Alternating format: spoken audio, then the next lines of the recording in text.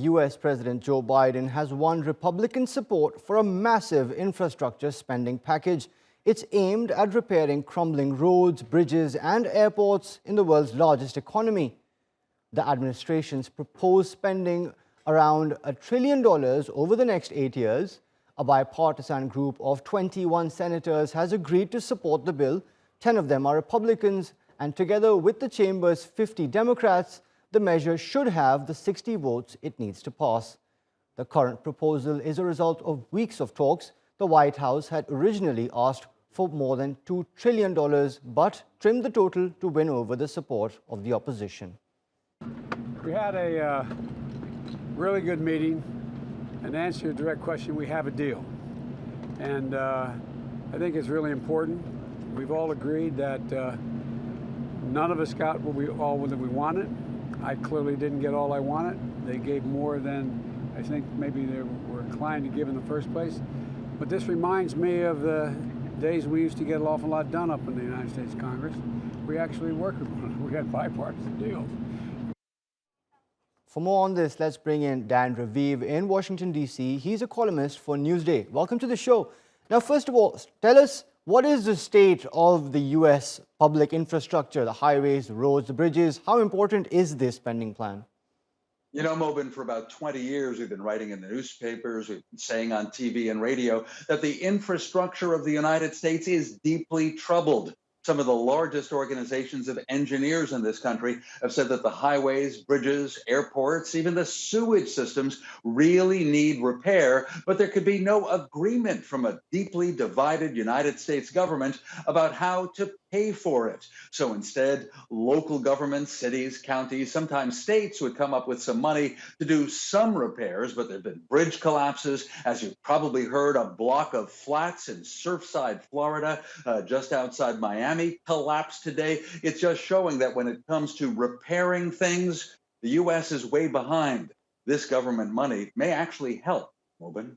And it's really been a burden on the states. I was reading 90% of states have to take money out of other programs and just to manage highways and some other infrastructure. And of course, it's a huge cost on the people also.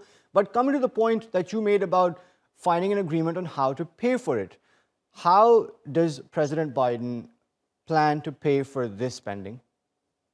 We're waiting for all the details, but the Biden administration has been willing in the months since he took office, remember that was just January 20th, was willing to increase taxes, to reverse some of the Donald Trump tax cuts of 2017, but Republicans were standing against that, saying, no, we won't increase taxes. It looks like a compromise is in the works where some taxes on rich Americans may actually go up. Republicans are proud to say that they think there's extra money in the government that wasn't spent, that was apportioned last year by Congress for the COVID emergency. And they said to the White House, why are you talking about adding even more when it comes to spending and taxes? There's money that wasn't spent. Apparently, President Biden has agreed with that, and Biden was happy. You could just see it, to reach a compromise. He was outdoors with Republican legislators, not just members of his own Democratic Party. Right, now Dan, let's talk about some of the contours of this plan. Of course, Biden has said that some of this infrastructure is going to pay for itself by cutting down costs, or hidden costs rather. For example, the amount of money that is spent on fuel or accidents or healthcare issues. But beyond that, what are the broader sort of contours of this plan?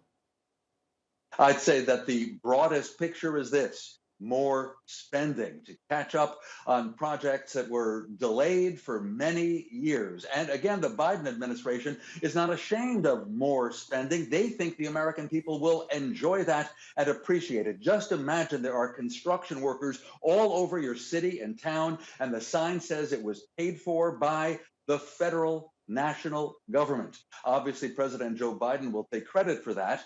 Republicans will find it hard to take credit. After all, they don't control the House or the Senate, but their votes are needed for this. The Republicans, at least, will get credit from the general public for finally compromising and agreeing with the Democrats on something. We wonder if this will set a new pattern for the future. So, of course, a lot of questions still remaining, but the right words coming out for the markets, it seems. Thank you so much, Dan, for joining us on the show. Perfect.